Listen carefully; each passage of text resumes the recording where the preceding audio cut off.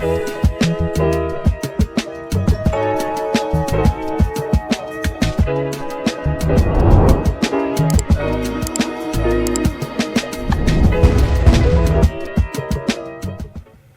we're into an episode of On the Wrist from Off the Cuff. I have a really cool review for you guys from the brand Seiko. A little about them. They were founded back in 1881. They are Japanese in origin and have factories throughout Asia. They cover all market segments from entry level to high end, and this is one of their higher end offerings. It fits within the space of being a dive watch. Some key characteristics in the language when you're looking for a diver. You're going to want water resistance, typically some type of screw down crown. You want something that's tough, legible, with a dive time bezel, and a diver's extension is always nice if on bracelets.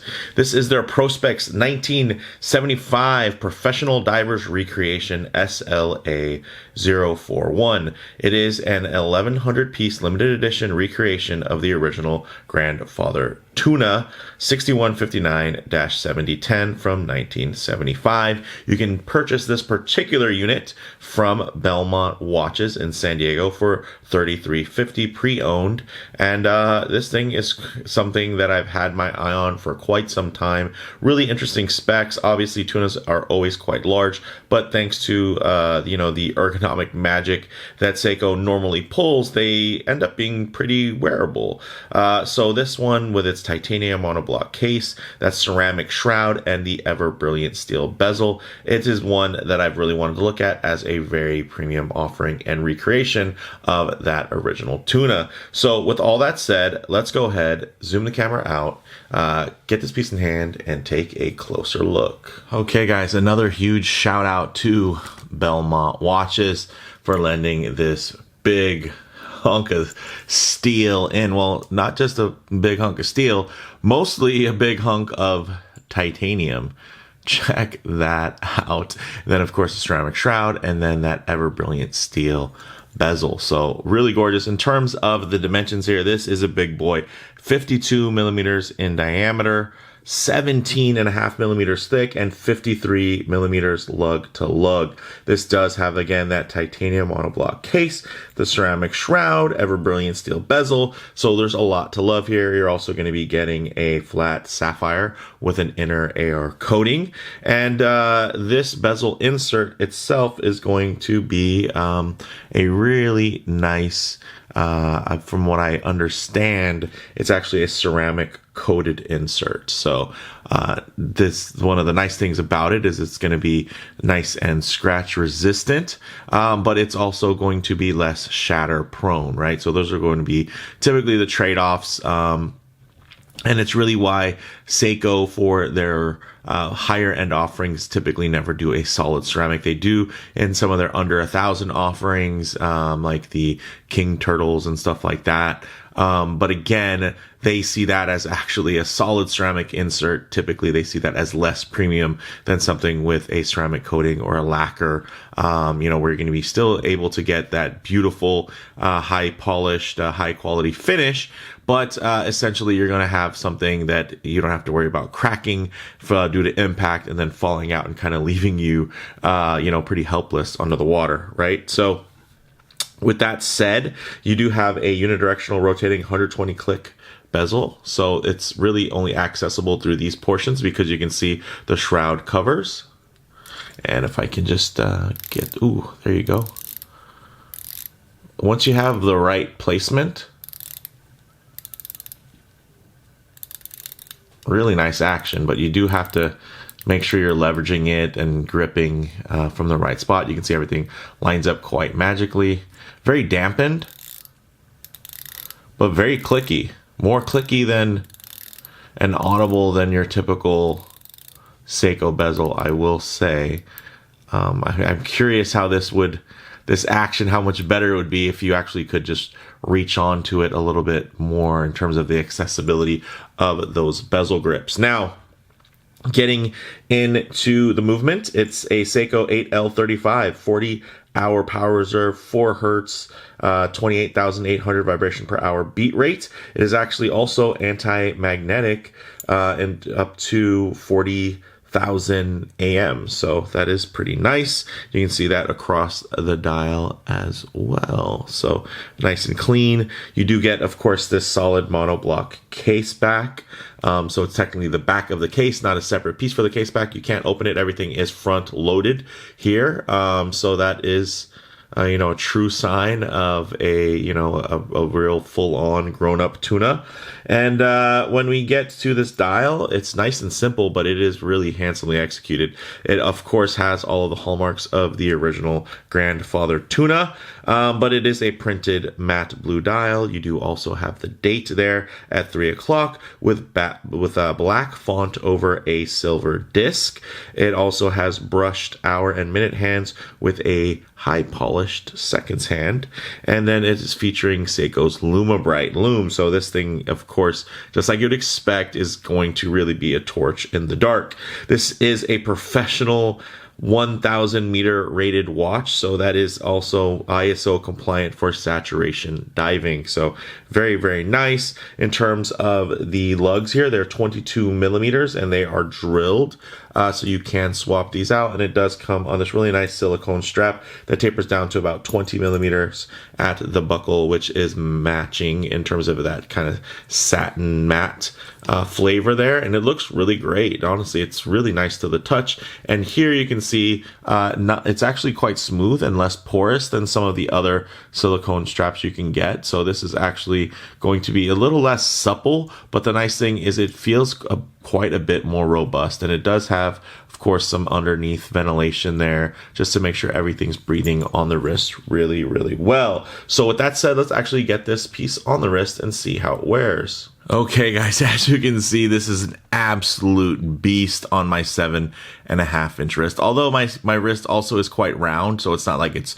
flat and super wide and ultra accommodating. But normally, I mean, I'd have to lift my wrist up for you guys to get a bit of distortion to make it seem oversized. But I mean, even down here, this is still looking pretty large and in charge. That case height is very truly thick, guys. This is a thick tuna can of a wristwatch. The nice thing is it does have very short lug to lug by comparison to, of course, the rest of the watch in terms of the width, right? So lug to lug 53 isn't super small, but 53 by 52, it keeps it almost like a lugless design, right? So this is very handsome. And one thing I like to do is just reach and then just kind of tighten up the frame here so you guys can get still a detailed look, but just keeping more of a true aspect ratio of how this may lay on the wrist. And you can see you're getting minimal you're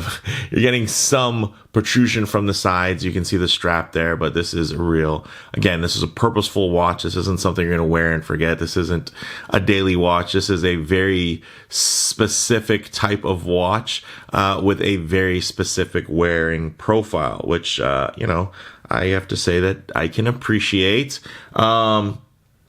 But it does make a lot of my other watches feel quite small. But I will say the longer I have it on wrist, the more I visually kind of adjust to it, and I get used to the scale on this thing. I mean, the proportions are really nice in terms of like the dial to bezel, the hands, everything like that. Very, very balanced, and that's one of the key features that really help Seiko's wear so well. But here you're fighting against a whole lot of heft, and but it's, at the same time, it's quite a looker. So with that said, let's actually get it off the wrist, set up for some loom shots, low light transition, and closing thoughts. All right, let's go ahead and hit the lights here.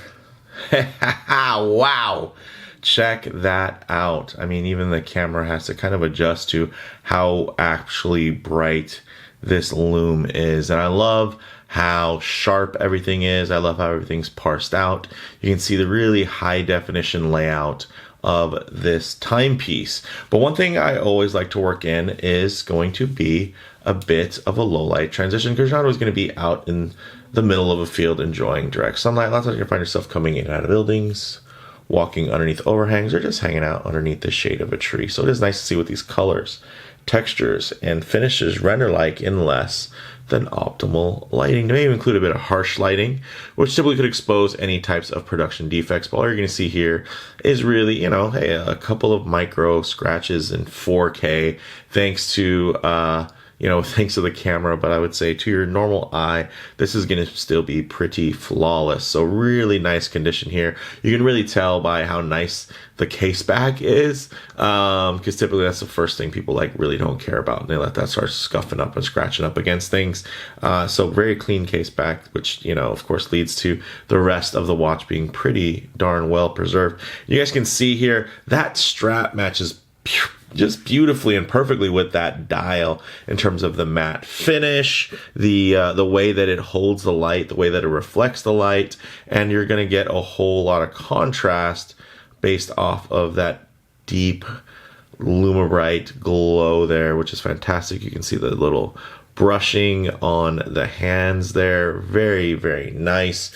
Playing with the light just beautifully. So this, I know it wasn't meant to be a beautiful piece, but there's something very, very charming about such a bulky boy. So I'm digging that. Now, in terms of closing thoughts, guys, on the wrist, this is an absolute beast.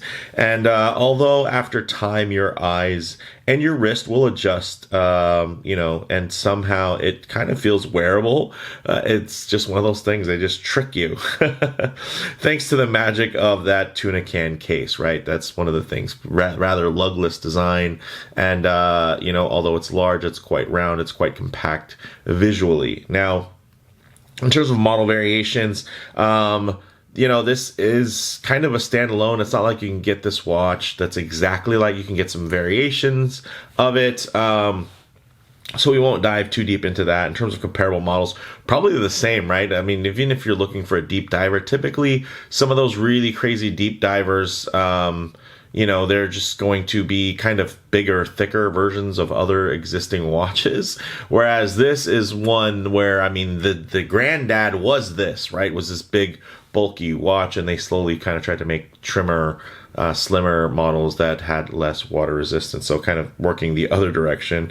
So for me, guys, bottom line, as much as I love my mini tunas, this SLA 041 just feels leagues more serious. This is an unapologetic tool watch, and there's something really charming about its uncompromising execution. The Seiko Tuna doesn't really worry about competing with anything else on the market.